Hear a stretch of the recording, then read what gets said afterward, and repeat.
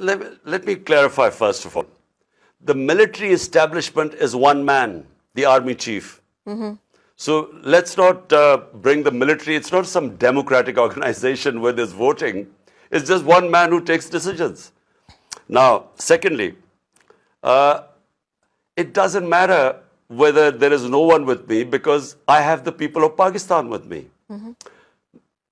Thanks to the Almighty, today Tehreek-e-Insaf is the biggest political party in Pakistan's history. So therefore, when you have the people with you, you don't need anyone else.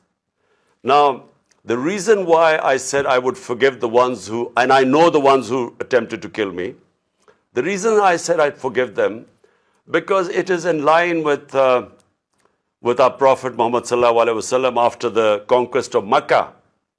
He forgave everyone, people who were